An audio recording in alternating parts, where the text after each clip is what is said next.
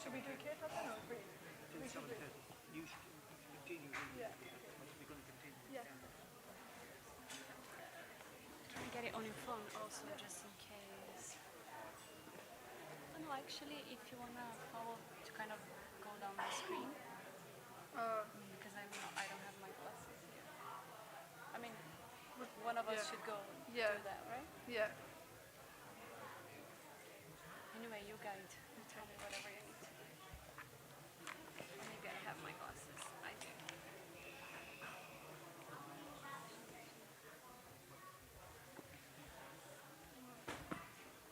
Let me just double check. Yeah, chapter 56. Well, I think it's okay. We can read on the screen and the book. Should be fine. Okay. As you did last time. Yeah. I can just pass you the book, yeah. Okay.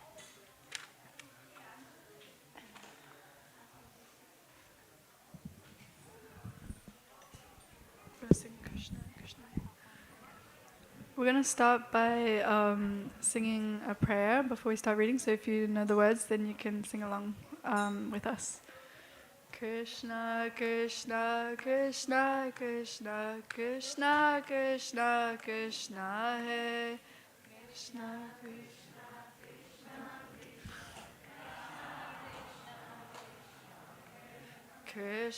Krishna, Krishna, Krishna, Krishna, Krishna, Krishna, Krishna, Hey.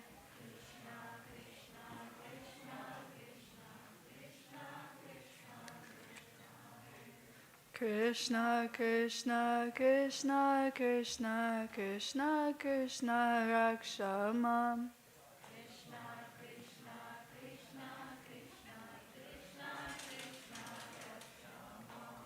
Krishna, Krishna, Krishna, Krishna, Krishna, Krishna, Pahi Mam.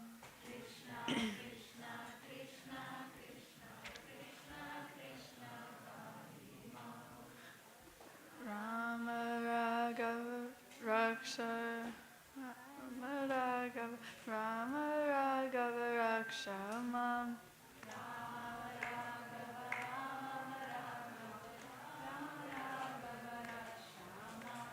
Krishna Keshava Krishna Keshava Krishna Keshava Pahi Mam.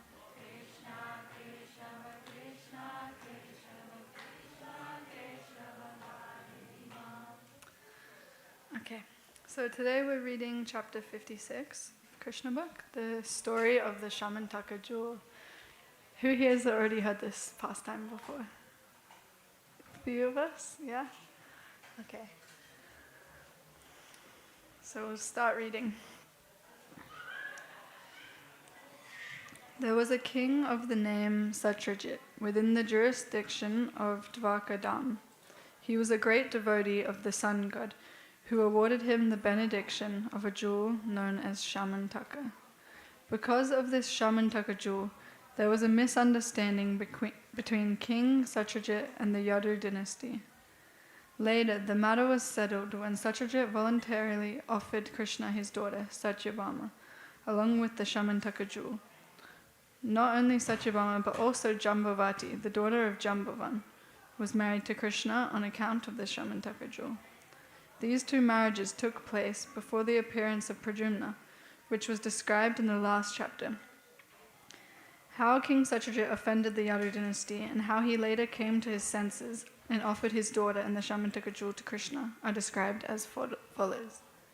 So basically, I don't know if everyone knows, but yeah, the Shamantaka jewel is basically a great jewel that brings like a lot of wealth and like prosperity to whoever's owning the jewel.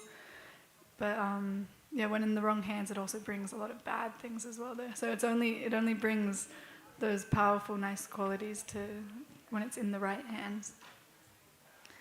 Should we read? Since. Yeah.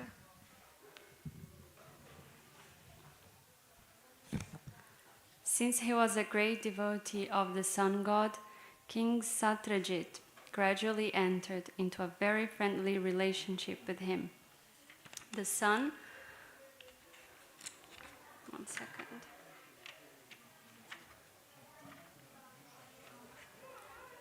the sun 2 pounds. The jewel was producing about 170 pounds of gold every day.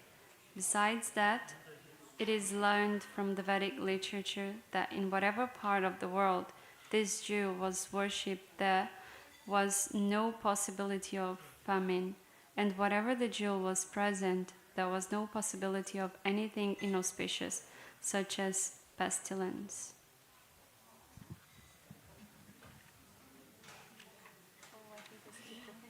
Yeah, here, just right here. The sun. Sorry, I just skipped the page, guys. I'll read it again. 1 second. So the sun god was pleased with him and delivered to him an exceptional jewel known as Shamatanka. When Satyajit wore this jewel in a locket around his neck, he appeared exactly like an imitation sun god. Putting on his jewel, he entered the city of Dwarka, and people thought that the sun god had come into the city to see Krishna. They sometimes visited by the demigods, so while Satyajit was visiting the sun god himself, although King Satyajit was known to everyone, he could not be recognized because of the dazzling effulgence of the Shamatanka jewel.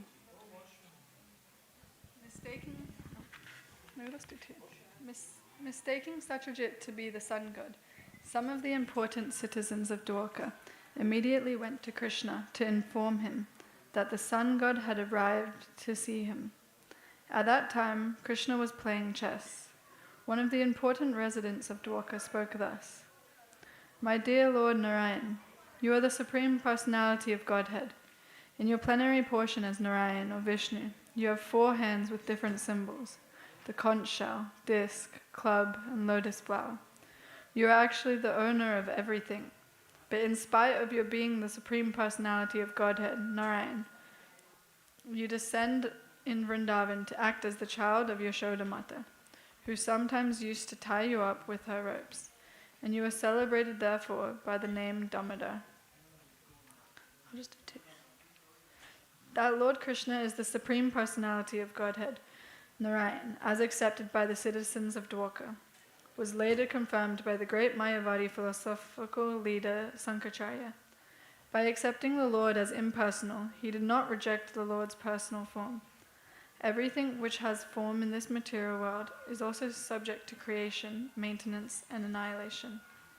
But because the Supreme Personality of Godhead, Narayan, does not have a material form subject to these limitations, Sankaracharya, to convince the less intelligent men who take Krishna to be an ordinary human being, said that God is impersonal.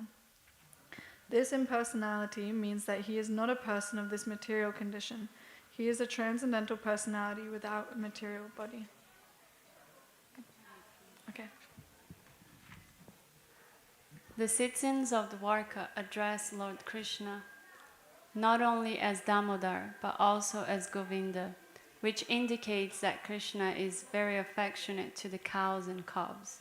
And just to refer to their intimate connection with Krishna, they addressed him as Yadunandana because he was born the son of Vasudeva in the Yadu dynasty. The citizens of Dwarka concluded by addressing Krishna as the supreme master of the whole universe. They addressed Krishna in many different ways, proud of being citizens of Dwarka who could see Krishna daily. When Satyajit was visiting the city of Dwarka, the citizens felt great pride to think that, although Krishna was living in Dwarka like an ordinary human being, the demigods were coming to see him. Thus, they informed Lord Krishna that the sun god, with his glaring bodily effulgence, was coming to see him. The citizens of Dwarka confirmed that the sun god's coming into Dwarka was not very wonderful, because people all over the universe who were searching after the Supreme Personality of Godhead knew that he had appeared in the Yadu dynasty and was living in Dwarka as one of the members of that family. Thus, the citizens expressed their joy on this occasion. On hearing the statements of his citizens, the all-pervasive personality of Godhead, Krishna, simply smiled. Being pleased with the citizens of Dwarka, Krishna informed them that the person they described as the sun god was actually King Satyajit, who had come to visit Dwarka city to show his opulence in the form of the valuable jewel obtained from the sun god. Satyajit, however, did not come to see Krishna. He was instead overwhelmed by the Shamatanka jewel. He installed the jewel in a temple to be worshipped by Brahmanas. He engaged for this purpose. This is an example of a less intelligent person worshipping a material thing. In the Bhagavad Gita, it is stated that less intelligent people, in order to get immediate results from their fruitive activities, worship the demigods created within this universe. The word materialist means one concerned with gratification of the senses within the material world. Although Krishna later asked for the Shamatanka jewel, King Satyajit did not deliver it. On the contrary, he installed the jewel for his own purposes of worship. And who would not worship that jewel? The Shamatanka jewel was so powerful that daily it produced a large quantity of gold. A quantity of gold is counted by a measurement called bhara. According to Vedic formulas, 1 bhara is equal to about 21 pounds, and 1 mond equals about 82 pounds. The jewel was producing about 170 pounds of gold every day. Besides that, it is learned from the Vedic literature that in whatever part of the world this jewel was worshipped, there was no possibility of famine, and wherever the jewel was present, there was no possibility of anything inauspicious, such as pestilence. Lord Krishna wanted to teach the world that the best of everything should be offered to the ruling chief of the country. King Ugrasena was the overlord of many dynasties and happened to be the grandfather of Krishna.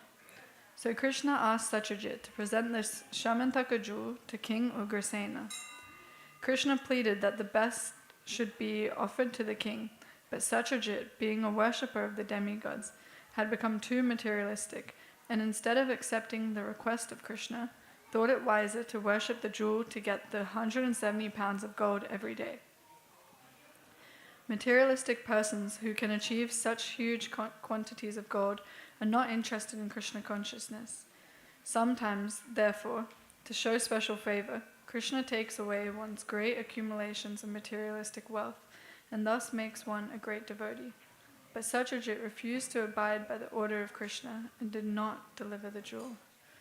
So basically, like what it's saying here is, yeah, King Satyajit had this jewel and he was instructed by Krishna to give it to King Ugrasena because he was the most elderly person in charge to give it to. But then Satyajit wanted to keep it for himself, and so he didn't give up the jewel. After this incident, Satyajit's younger brother, in order to display the opulence of the family, took the jewel, put it on his neck, and rode on horseback into the forest, making a show of his material opulence. While Satyajit's brother, who was known as Prasena, was moving here and there in the forest, a big lion attacked him, killed both him and the horse on which he was riding, and took away the jewel to his cave. News of this was received by the king of the bears, Jambavan, who then killed that lion in the cave and took away the jewel. Jambavan had been a great devotee of the Lord since the time of Lord Ramachandra, so he did not take the valuable jewel as something he very much needed. He gave it to his young son to play with as a toy. In the city, when Satyajit's younger brother Prasena did not return from the forest with the jewel, Satyajit became very upset. He did not know that his brother had been killed by a lion, and that the lion had been killed by Jambavan. He thought, instead, that because Krishna wanted that jewel, which had not been delivered to him, Krishna might have therefore taken the jewel from Prasena by force and killed him. The idea grew into a rumor which Satyajit spread in every part of Dwarka. Oh, wow. The false rumor that Krishna had killed Prasenna and taken away the jewel spread everywhere like wildfire. Krishna did not like to be defamed in that way, and therefore he decided that he would go to the forest and find Shamatanka jewel. Taking with him some of the important inhabitants of Dwarka, Krishna went to search out Prasenna, the brother of Satyajit, and found him dead, killed by the lion. At the same time, Krishna also found the lion killed by Jambavan, who is generally called Raksha. It was found that the lion had been killed by the hand of Raksha without the assistance of any weapon. Krishna and the citizens of Dwarka then found in the forest a great tunnel, said to be the path to Raksha's house. Krishna knew that the inhabitants of Dwarka would be afraid to enter the tunnel. Therefore, he asked them to remain outside, and he himself entered the dark tunnel alone to find Raksha Jambavan. After entering the tunnel, Krishna saw that the valuable jewel known as Shamatanka had been given to the son of Raksha as a toy. To take the jewel from the child, Krishna approached and stood before him. When the nurse, taking care of Raksha's child, saw Krishna standing before her, she was afraid, thinking he might take away the valuable Shamatanka jewel, and she cried out loudly in fear. Hearing the nurse's cries, Jambavan appeared on the scene in a very angry mood. Jambavan was actually a great devotee of Lord Krishna, but because he was angry, he could not recognize his master and thought him to be an ordinary man. This brings to mind the statement of the Bhagavad Gita, in which the Lord advises Arjuna to get free from anger, greed, and lust in order to rise to the spiritual platform. Lust, anger, and greed run parallel in the heart and check one's progress on the spiritual path. Yeah. Not recognizing his master, Jambavan challenged him to fight. There was then a great fight between Krishna and Jambavan, in which they fought like two opposing vultures. Whenever there is an eatable corpse, the vultures fight heartily over the prey. Krishna and Jambavan first of all fought with weapons, then with stones, then with big trees, then hand to hand, until at last they were hitting each other with their fists, their blows like the striking of thunderbolts. Each expected victory over the other, but the fighting continued for 28 days, both in daytime and at night, without stopping. Although Jambavan was the strongest living entity of that time, practically all the joints of his bodily limbs became slackened, and his strength was reduced particularly to nil, for he was struck constantly by the fist of Sri Krishna. Feeling very tired, with perspiration all over his body, Jambavan was astonished. Who was this opponent who was fighting so hard with him? Jambavan was quite aware of his own superhuman bodily strength, but when he felt tired from being struck by Krishna, he could understand that Krishna was no one else but his worshipable Lord, the Supreme Personality of Godhead. This incident has special significance for devotees.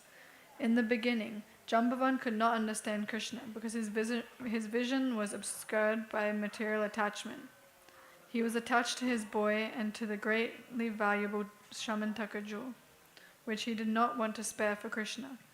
In fact, when Krishna came there, he was angry, thinking that Krishna had come to take away that jewel. This is the material position. Although one is very strong in body, that cannot help him understand Krishna.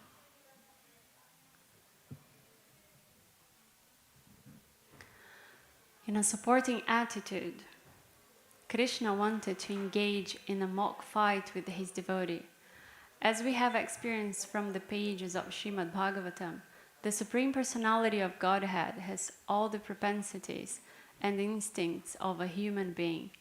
Sometimes, in a sportive spirit, he wishes to fight to make a show of bodily strength, and when he so desires, he selects one of his suitable devotees to give him that pleasure.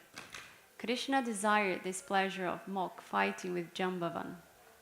Although Jambavan was a devotee by nature, he did not know that his opponent was Krishna while giving service to the Lord by his bodily strength. But as soon as Krishna was pleased by the fighting, Jambavan immediately understood that his opponent was none other than the Supreme Lord himself.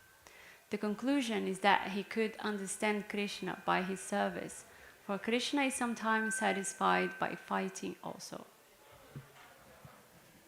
Jambavan therefore said to the Lord, "My dear Lord, I can now understand who you are. You are the Supreme Personality of Godhead, Lord Vishnu, the source of everyone's strength, wealth, reputation, beauty, wisdom, and renunciation." This statement is confirmed in the Vedanta Sutra, wherein the Supreme Lord is declared to be the source of everything. Jambavan identified Lord Krishna as the Supreme Personality, Lord Vishnu. "My dear Lord, you are the creator of the creators of the universal affairs." This statement is very instructive to the ordinary man, who is amazed by the activities of a person with an exceptional brain. The ordinary man is surprised to see the inventions of great scientists, but this statement of Jambavan confirms that, although a scientist may be a creator of many wonderful things, Krishna is the creator of the scientist. He is the creator of not only one scientist, but of millions and trillions, all over the universe. Jambavan said further, "Not only are you the creator of the creators, but you're also the creator of the material elements which our so-called creators manipulate. Scientists utilize the physical elements or laws of material nature to do something wonderful, but actually such laws and elements are also the creation of Krishna. This is actual scientific understanding. Less intelligent men do not try to understand who created the brain of the scientist. They are satisfied simply to see the wonderful creation or invention of the scientist." This is amazing because we can see any amazing thing in the world, like how beautiful the planet is, how beautiful the earth is, how beautiful people are, and we can just see that all of this comes from Krishna. And yeah, when we see the beauty in the world, it can help us see the beauty in Krishna. Yeah. Jambavan continued, "My dear Lord, the time factor which combines all the physical elements is also your representative.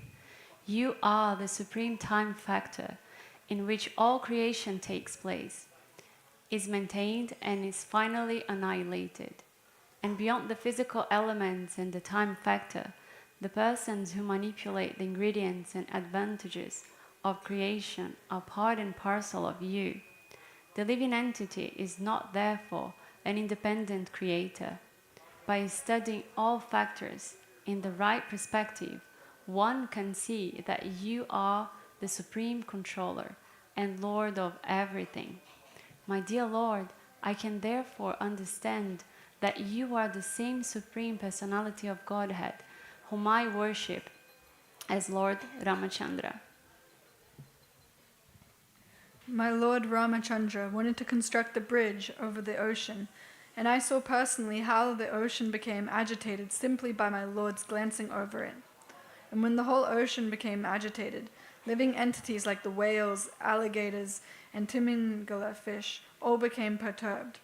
The Timingala fish in the ocean can swallow big aquatics like whales in one gulp. In this way, the ocean was forced to give way and allow Ramachandra to cross the island known as Lanka. This island is now said to be Ceylon. Lord Ramachandra's construction of a bridge over the ocean from Cape Comorin to Ceylon is still well known to everyone.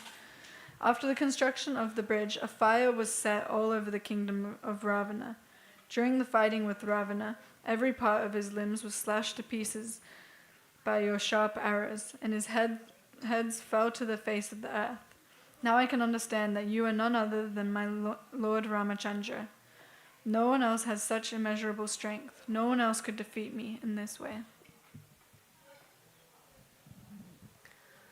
Lord Krishna was satisfied by the prayers and statements of Jambavan, and to mitigate Jambavan's pain, he began to lightly rub the lotus palm of his hand all over Jambavan's body. Thus Jambavan at once felt relieved from the fatigue of the great fight. Lord Krishna then addressed him as King Jambavan, because he, and not the lion, was actually the king of the forest, having killed the lion with his bare hands, without a weapon. Krishna informed Jambavan that he had come to ask for the Shamatanka jewel, because ever since he had been stolen, his name had been defamed by the less intelligent. Krishna plainly informed him that he had come there to ask for the jewel in order to be free from this defamation. Jambavan understood that the whole situation, and to satisfy the Lord, he immediately delivered not only the Shamatanka jewel, but also his daughter Jambavati, who was of marriageable age, and presented her to Lord Krishna.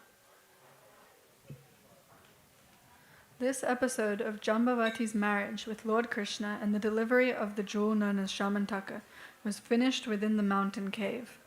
Although the fighting between Krishna and Jambavan went on for 28 days, the inhabitants of Dwarka waited outside the tunnel for 12 days, and after that they decided that something undesirable must have happened. They could not understand for certain what had actually happened, and being very sorry and tired, they returned to the city of Dwarka.